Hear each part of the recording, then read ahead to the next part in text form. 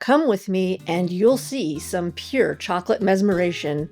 My brownie creation will cause exhilaration because once you eat them, you'll have blissful chocolate gratification only on Cindy Certified Recipes. We're going to start by adding 1 cup of European butter to a small saucepan.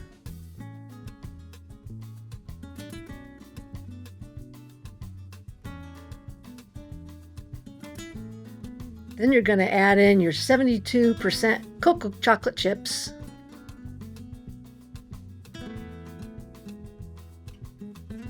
plus 1/4 cup of Dutch processed cocoa powder, and slowly melt it down. And then I'll be right back to reveal the rest of my recipe. We're back, and we started off melting our 2 chocolates together with that European butter because it's all about flavor, and European butter has higher fat, and so the fat in all this is gonna give us those fudgy brownies that we all like. And so now we're gonna start making our base. And so I'm about to reveal my secret, I'm gonna say, for getting that really glossy, beautiful top on the brownies. And that is this extra fine sugar and baker's sugar. If you don't have or you can't find this extra fine sugar, you can actually take regular granulated sugar and put it in a blender or a food processor and just spin it a little bit. You don't want it to turn to powder, and you don't want to use powdered sugar. If you do turn this to powder, you can still use it, but don't use powdered sugar out of the bag because it's cornstarch and it'll ruin the consistency of your brownie. So please don't do that. So if you can get it, get this castor sugar, extra fine baking sugar. It's all the same thing, and it's got nice fine granules that will make that really beautiful top we're all looking for on those brownies. And so that's 1 1/3 cups of that fine sugar. And the chocolate I used is 72%, so there's a little sweetness there, so there's not a ton of sugar here. And so now I'm about to shock the brownie world and add in 5 whole eggs.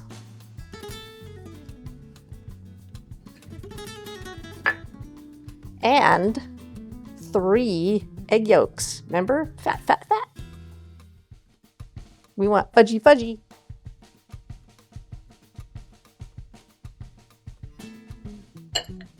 You know, it wouldn't be one of my videos without making a mess. And then we're going to add 1 cup of dark brown sugar. Let it mosey on out of that cup. And now you're going to bring over your mixer. You could mix this by hand, but you guys, tools, I'm telling you, tools are the way to go. And we're going to start mixing that up.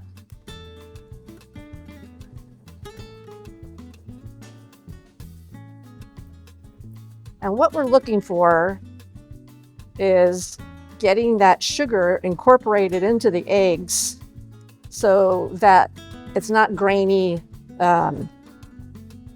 It's relatively smooth. You're still gonna have a little bit of grain, but it's gonna be as smooth as you can get it. And this is almost gonna start looking like kind of a loose cake batter.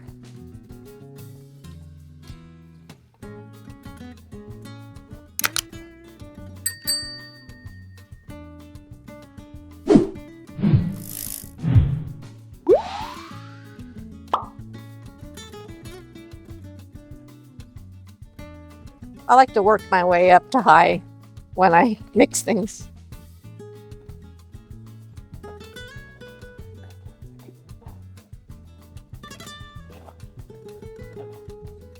I like to beat this on high about 2 minutes and then feel it with my fingers. You can see that getting thicker in there. Getting to that point I was telling you, it looks like a little bit like cake batter.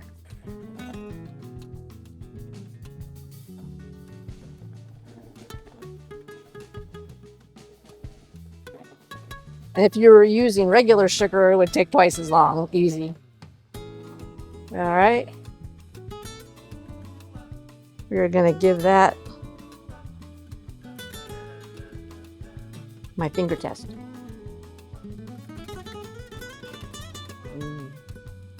Very nice.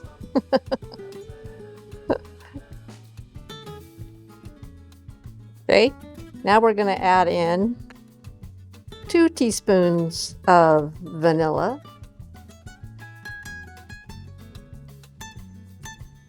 And this is only half a teaspoon of salt. And then give that another whirl.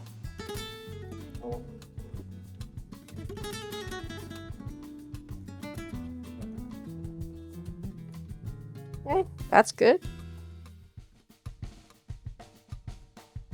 A little drippy there. All right, now we're going to add in our beautiful chocolate.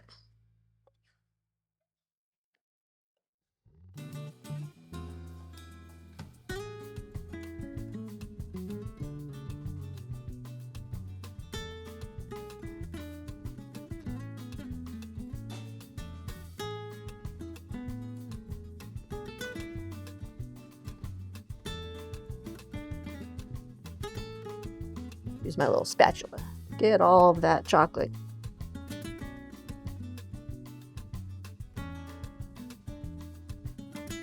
There we go. Much better. Bring our mixer back.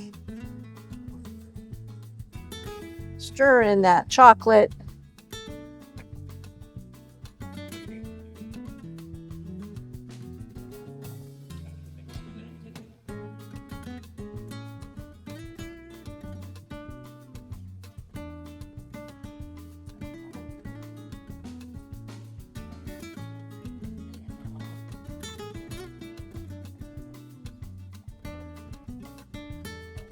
Now it's starting to look like yummy brownie batter. Definitely smells like it too.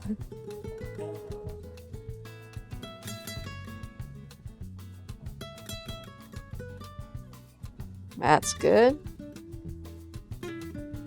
Get rid of our beaters. So I'll make more of a mess. Now we're going to put in 1 cup of flour, and I like to do this through a sieve. So you're just going to drop it through there like so, with a 1/4 cup more of the Dutch processed cocoa. Just give it a shake, shake, shake. You just don't want lumps in there because this part you're not stirring very much. You want to actually fold this in just till it's moist. So you can see I have some little lumpy stuff in there. So I could use a little spoon here and force them through. Okay. I'm going to take my lovely chocolate spoon here, and you're just going to fold that in because you don't want the flour to form gluten. So you don't want to be mixing it fast. You just want to moisten it, get all those dry ingredients moistened, and then we'll be ready to pour it into the baking pan. The sides and the bottom. Don't leave any of those dry ingredients down in there.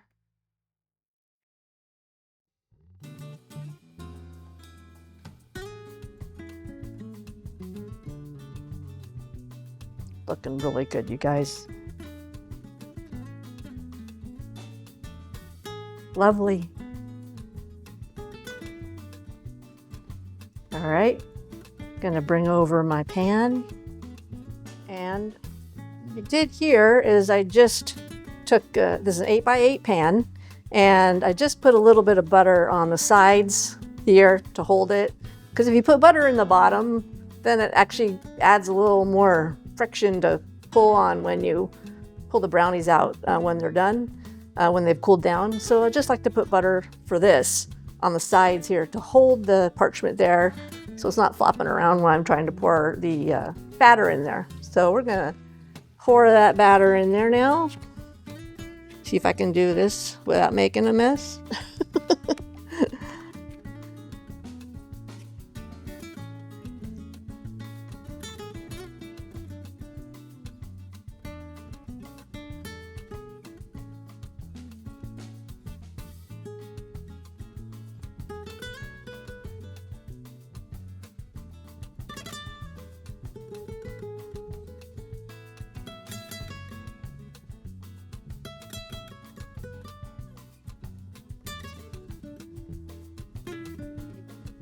Well, you know, there's actually a picture of me when I was a baby in a high chair, and my mom gave me a bowl of brownie batter, and I got it like all over me. This time, I'll try to eat it without getting it all over me. Yummy. Okay, we're just gonna smooth that out in the pan.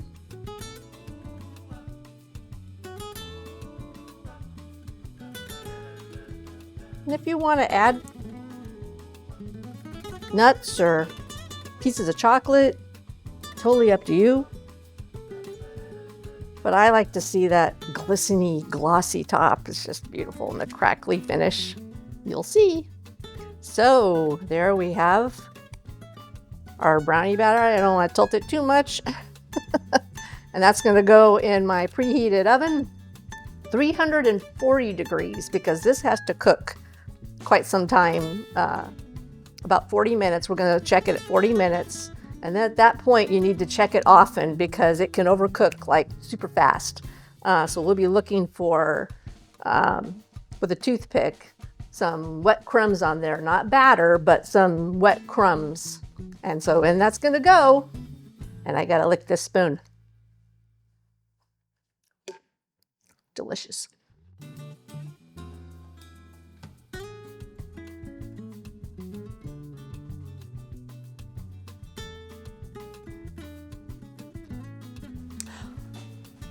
Hey, my husband stole my brownie remnants, my snack. Well, you guys, our brownies have been resting 30 minutes. Don't they look gorgeous? I mean, they're just glossy and beautiful, but they're still very warm. So we're gonna lift these out and let them cool now a good long time here on the rack before I cut into them. So we're just gonna, whoops, I tore the parchment. Lift on that parchment, easy release, set it down here, and I'm just gonna leave that parchment there and let these now sit a good hour, if not longer. Again, the longer you let these sit, the fudgier the middle. So these are gonna sit and do their brownieism, cool down, and then we'll be back. Our brownies have cooled down and they're all nice and glossy. This weighs like over close to 4 pounds. I weighed it on my scale. I have a piece here that I made 3 days ago, and we'll show a picture later how it gets even fudgier and fudgier over time. And now it's time to slice.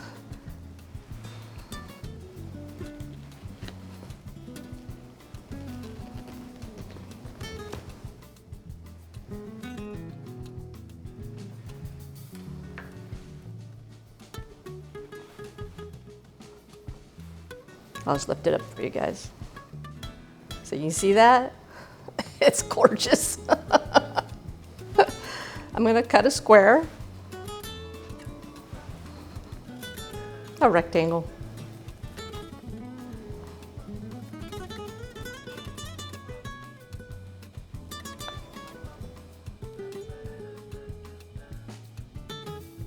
Now squares-ish.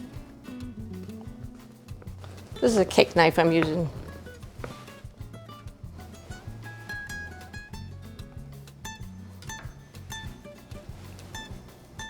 I'm gonna take the center one. I'm gonna be greedy. It's fabulous. Time to take a bite. Although I know what they taste like.